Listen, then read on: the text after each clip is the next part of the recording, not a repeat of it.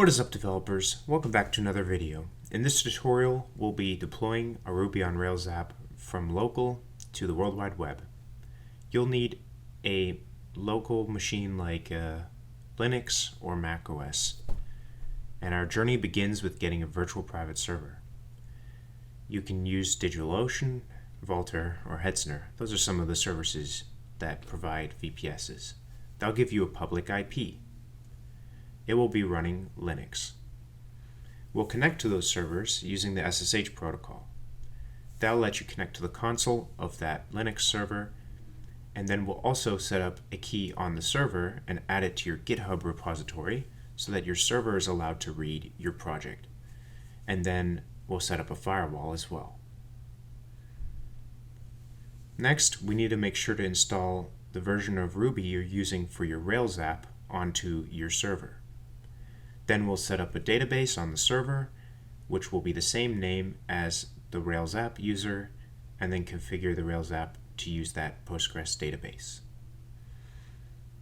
We'll use a deploy tool, the mina deploy Ruby gem, and that uses SSH behind the scenes to clone your GitHub Ruby on Rails project and manage versions on the server. And then we need a Ruby web server, which will handle HTTP requests, route traffic between your users and the Rails app. Nginx is needed because it resolves host names like your domain name, and then it will route the traffic to Unicorn. And then finally, we'll set up HTTPS with certbot and discuss how to set up automatic renewal with Linux cron. Let's begin by getting a virtual private server. So create a DigitalOcean account or another VPS provider account, and in DigitalOcean you're going to create a project and then go create droplets, and that will let you create a VPS. I'm going to choose Ubuntu and then a cheap plan, and I'm going to set a password because that might be what the other services do too. And then while that's spinning up, we can go over and create SSH keys. So open up a terminal on your machine, and also I'm doing this on Linux, but it will also work on Mac OS. So type SSH keygen -t RSA, and then enter, and then you can cd into the SSH and list the keys. And I'll show you the permissions there too. And then you're going to ssh-copy-id root at, and then copy this VPS IP. And then type yes. And then it'll ask you for the password. And this adds the public key to the server so that you can connect with SSH. It says this success message. So we should be able to SSH to the root at the IP. And it worked. So we're seeing we're in the virtual private server, and we can actually also generate a key on the VPS with ssh-keygen, enter, and then you can list the contents of SSH, and we see that the ID ed was created, and we're going to need the public one to add to GitHub. So I'm going to create a new repository actually, and I like to make my live repositories private, so I'm going to call it blog-rails-live and blog going live on World Wide Web. I'm going to make it private and create that repository.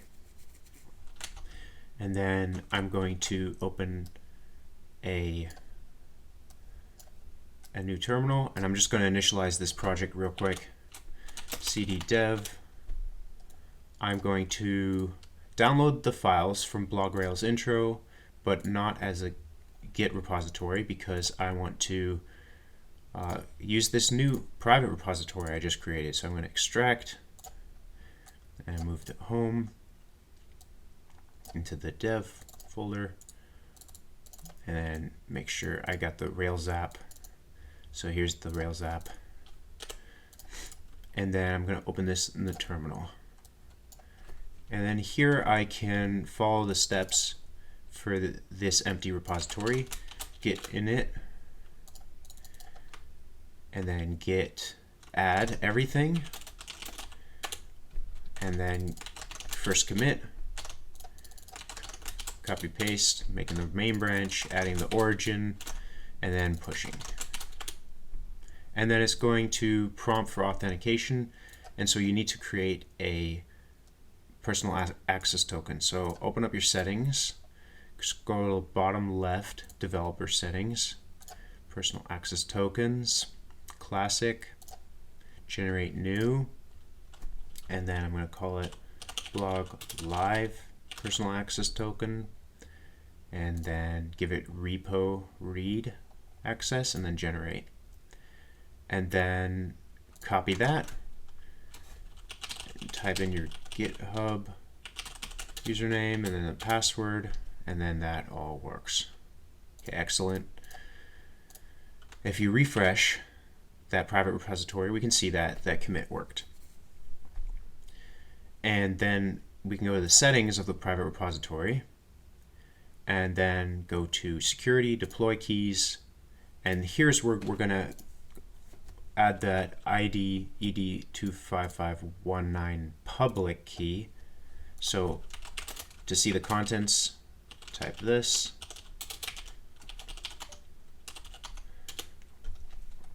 and then I'm going to copy the output, add deploy key, and then Ubuntu key, and then we don't need write access for this key. Just need to be able to read.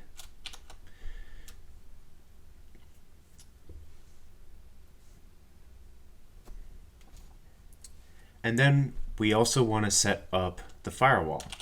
So apt install UFW on the server, and then UFW allow 22, that's the SSH port, UFW allow 80, HTTP,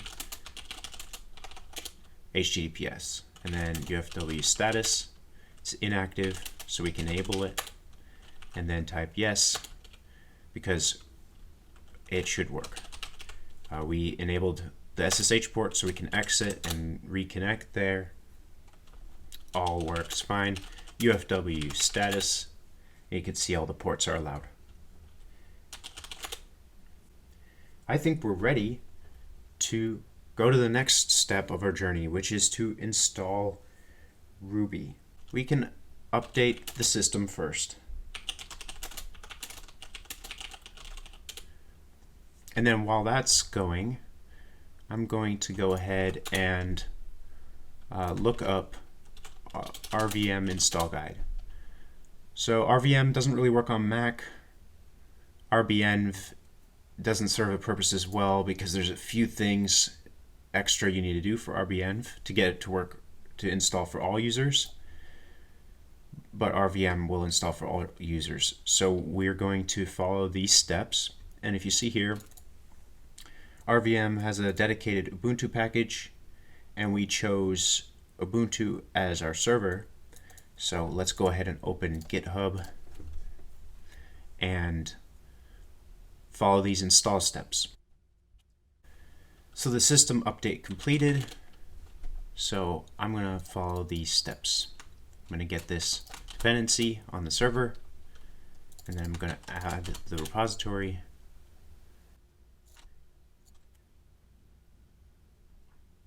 And then I'm going to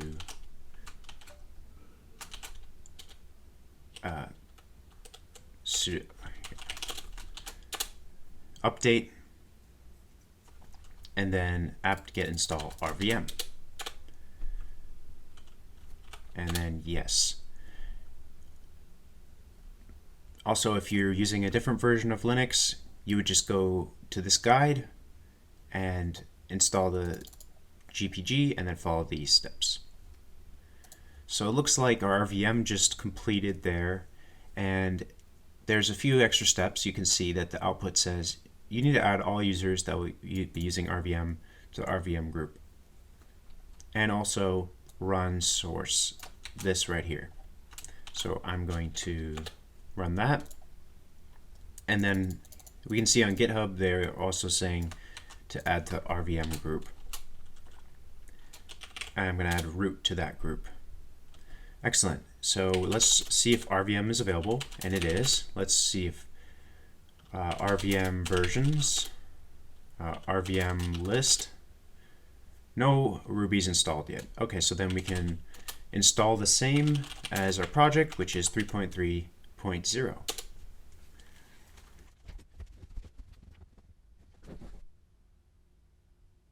The install of Ruby 3.3 completed. Now we can run RVM use and see it's 3.3, great.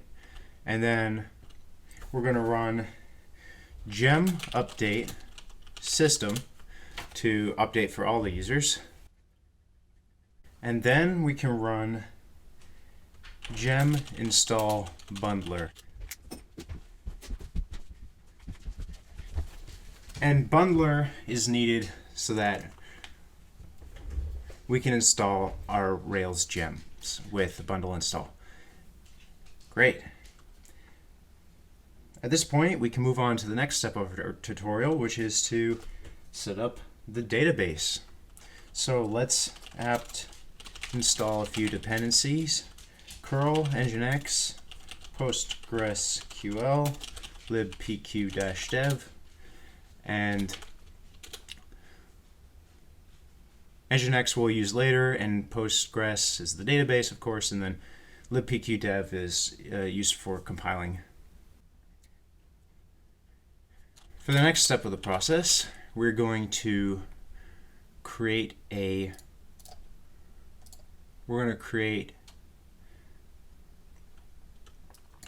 user that will be the same name as the blog Rails live repository. And we'll do that with a variable set to blog-rails-live.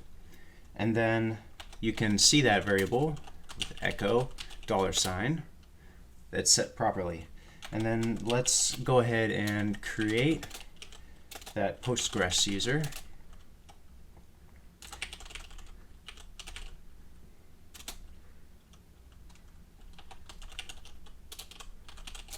Creates a Postgres user with the same name, and then sudo postgres create database, app name, and then also the owner flag will be the blog Rails live as well.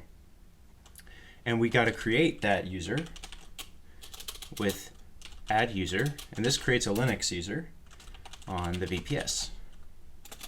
We're going to do disabled password because we're going to authenticate with SSH and then pass the geckos flag empty string to skip contact information. And then we're going to copy over the SSH keys, but first we got to make an SSH directory in the user's home folder. So we're going to copy over the root's SSH authorized keys.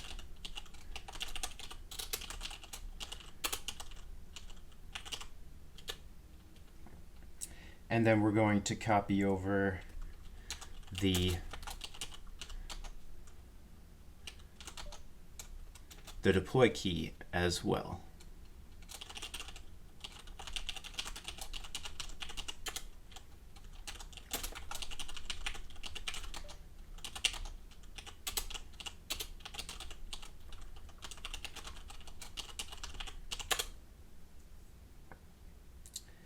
And then we need to give the blog Rails live user ownership of the SSH directory. So you're going to do .appname, but on Ubuntu it's :appname, and then /home app name SSH, and then pass the big R flag to give recursive ownership. And then we're going to give permissions read, write, and execute to the same directory and pass in that recursive flag. And at this point we can exit root and we can SSH to blog Rails live on the server because that's a user that exists at this point.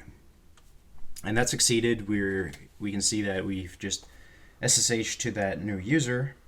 That brings us to the next step of our deploy journey, which is our deploy tool, which is mina. So same repository name, and I'm going to open this up in my editor so we can have a look at that config deploy.rb file. And what we're going to want to change is the application name, blog Rails live. We're going to change the domain to our VPS IP. And we're going to change the repository to the private repository.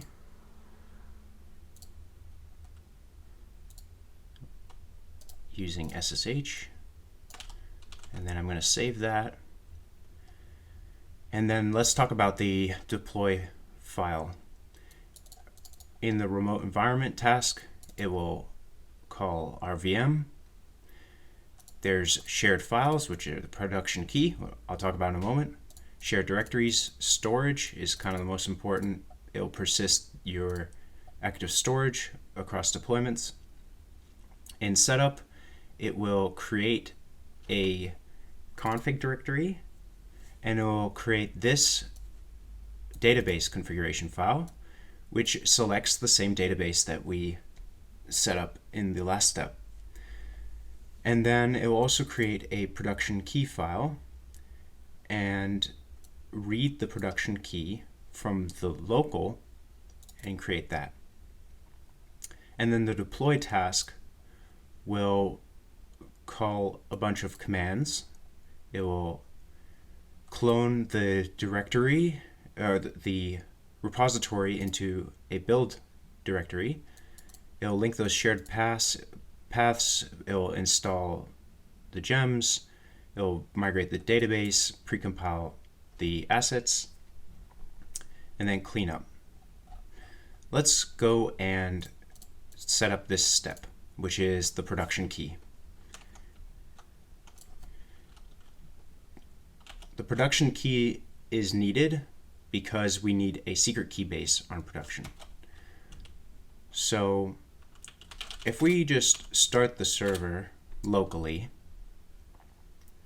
then we can go into the temp directory and use this secret. So that just generated the development secret. And then to edit the production credentials, we'll do editor, and you can pass the editor you're using. Like I'm using Atom, you can type code here, and then the wait flag will say when you save and you close it in your editor, that's when you're done editing and you can encrypt the file and close it. So then bin rails credentials :edit -e for environment production. And so that opens it up here, and we're going to need a secret key base. And then we're going to use this secret that just got generated. And I'm going to make sure to have a space there, and then save and close. If we look at the output, it said file encrypted and saved. And so it created this credentials file, and the production key is not in version control, so it's not showing up here. And that production key you definitely want to keep safe. And that is something we definitely need to commit. So git add, git commit a message will be add credentials, and then git push. I have to authenticate again, it looks like. Personal access tokens. And then, yeah, so that works. And then I can refresh here and we see that this config credentials folder got created. And that's important for the deploy step. So we can, on our local machine, we can run mina setup first. And then we can run mina deploy.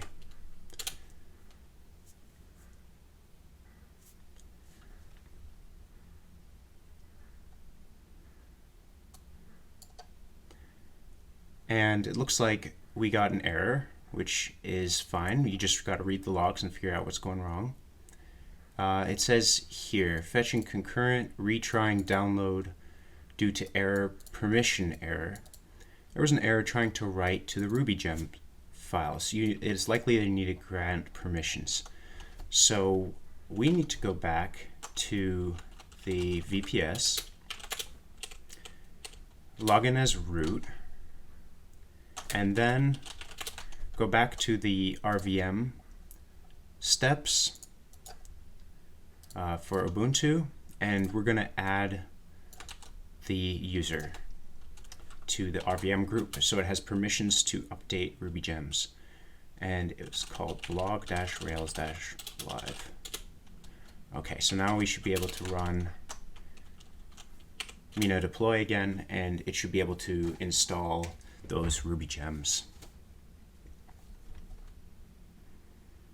And yeah, that looks good. We're seeing all these installing messages. Okay, so the deploy failed this time, and again, let's scroll up and have a look and see why.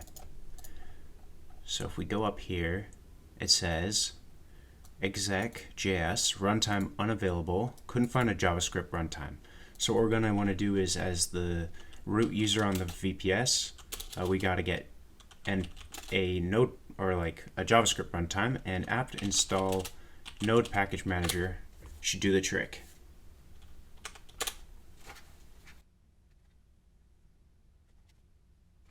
So npm finished installing, so let's run mina deploy one more time.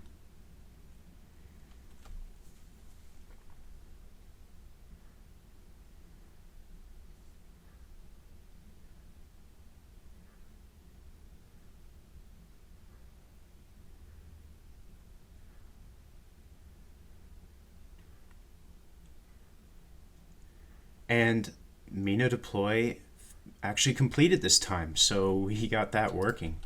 So if we exit the server here and then SSH into the blog-rails live user and then ls, we can see that a directory got created called app.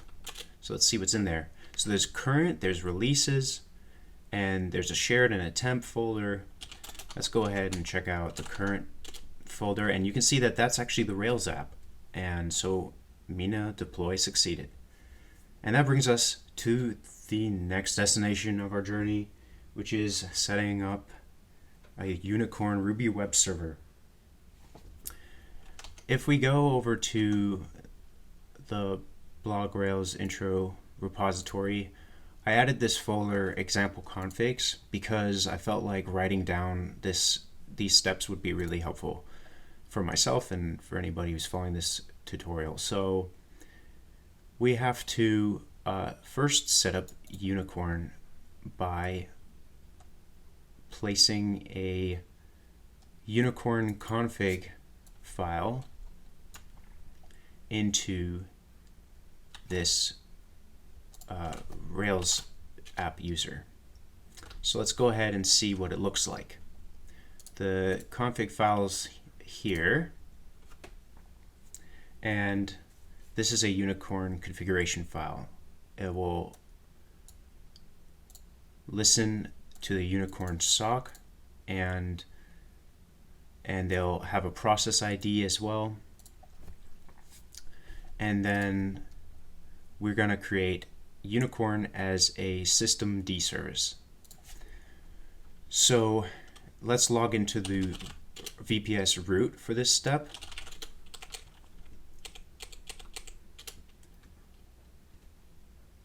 and then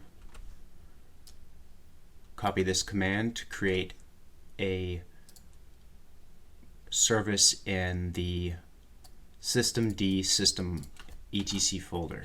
And then before I copy it, I'm going to change the name of the service to blog_rails-live. And then I'm going to go ahead and copy the path because we're going to need to edit that file. And we're going to replace blog rails intro with, so in Nano it would be control /blog-rails-intro. We're going to replace it with blog-rails-live, and then yes.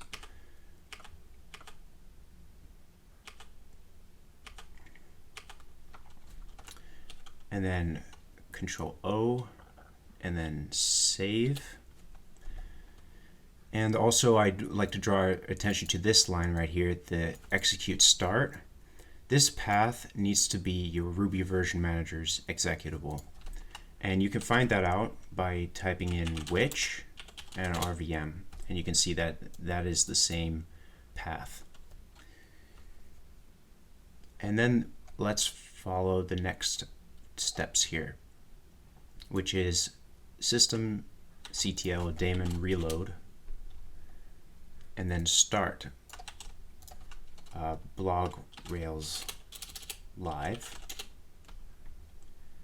Okay, so that is fine, sort of to be expected. There's an error code. Let me check that the RVM path is the same.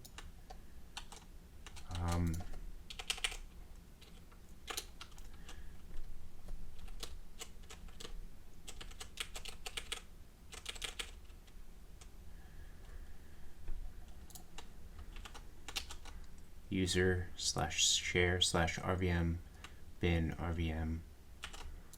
Okay. We might have to do something else. If there's a process ID here, I'm just going to cancel leave and then check out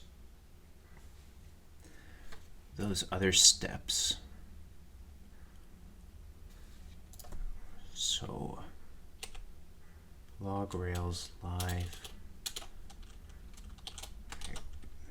No.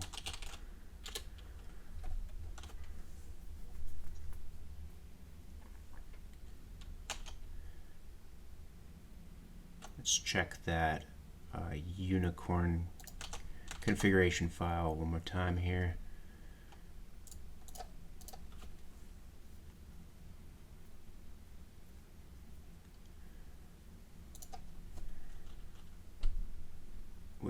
Let me make sure that this file exists.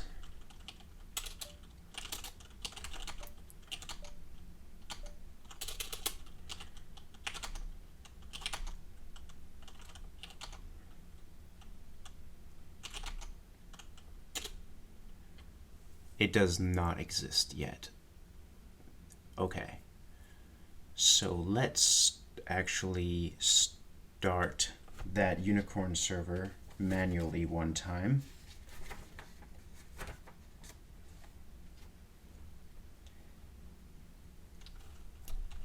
As the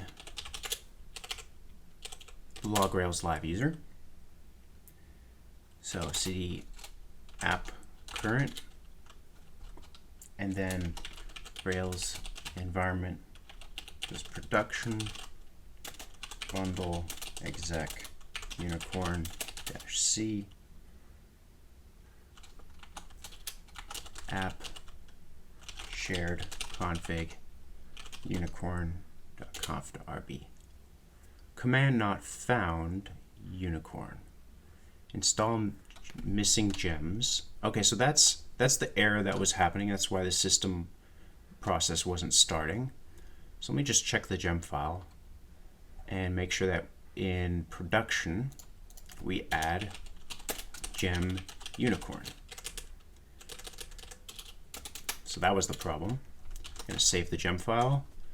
I'm going to bundle install locally.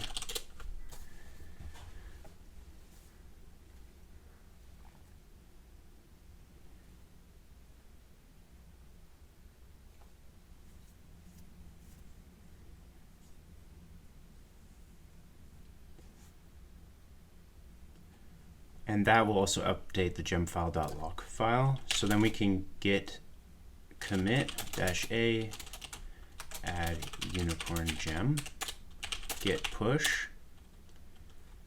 Why is it asking for authentication every single time? I'm very confused about that, but okay.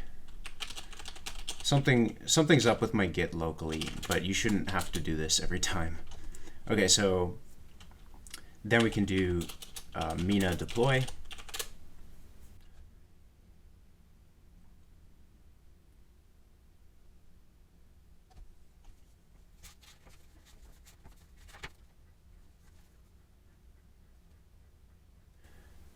Okay, so deployed version 2, that all worked out, and we should be able to, at this point,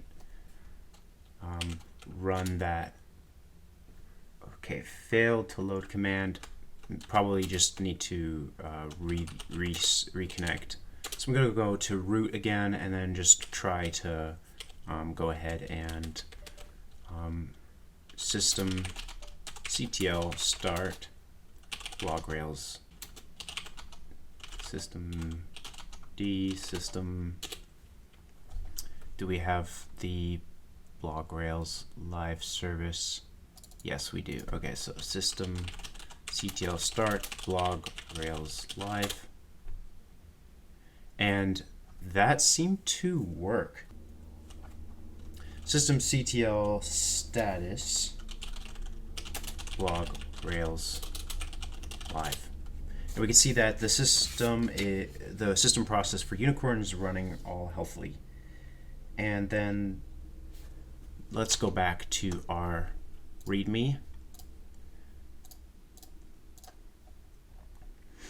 and see what we got to do. So we can stop the process. System ctl stop blog rails live, and then we can restart, test restarting.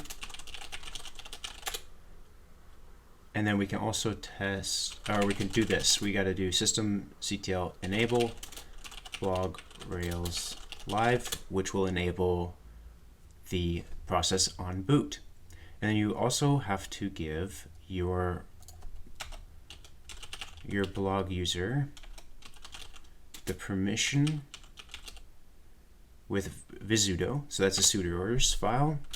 So go all the way to the bottom here. And then at the very bottom, we're going to add a line, blog rails live, all, no password, system ctl restart, blog rails live. And that will give your blog rails live permission to run this command. So let's go back to the config deploy file and then uncomment this right here. It'll give our user the permission to restart the server. And let's go to the next step of our journey, which is to set up Nginx. To set up Nginx, we have to, as the root user, create a sites available file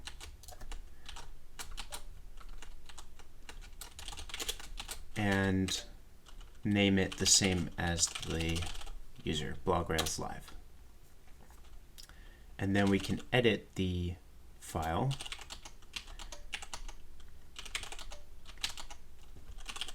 blog-rails live, and then here's the Nginx configuration file. So one of the first steps we can do is find and replace blog Rails intro with your Rails app name.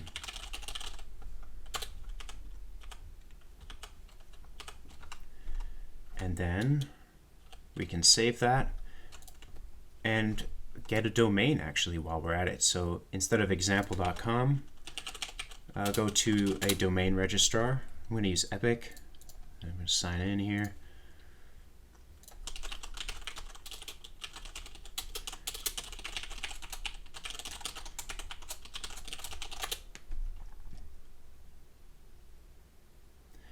And then I'm going to go and use one of my domains here, and I'm going to go to set DNS host records. And these DNS host records, you're going to copy your server IP and then paste that in here and then save. And it might take a moment, but while that's happening, we can go ahead and take this domain I bought, clienterwarden.info, and just replace in the Nginx configuration file example.com, replace it with clienterwarden.info. Yes, yes, and yes. And then I'm going to save and exit. And then the next step, if we look at the README, is to symbolically link the site's available file to your site's enabled.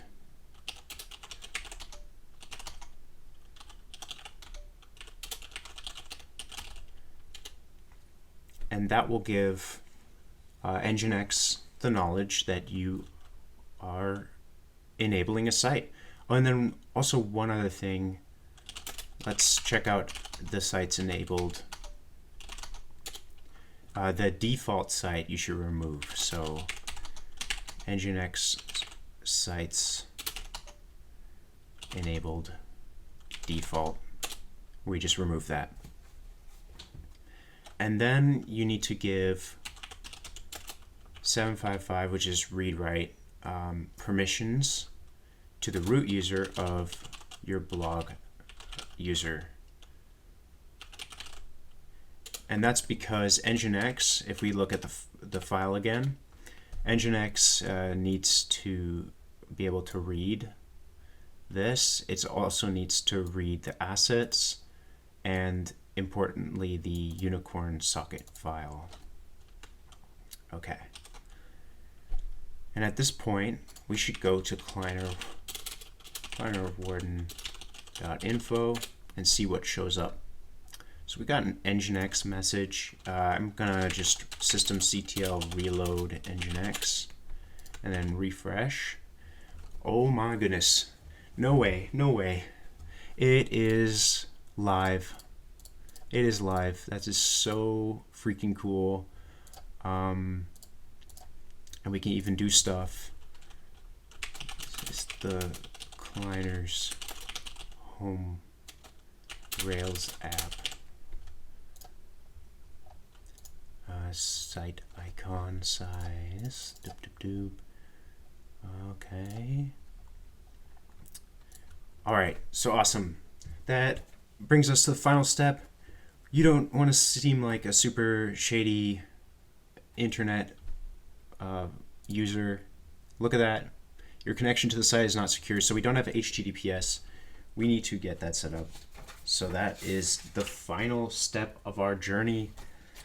We need to use certbot to get HTTP certificate. So we're going to do apt install python 3 certbot Nginx.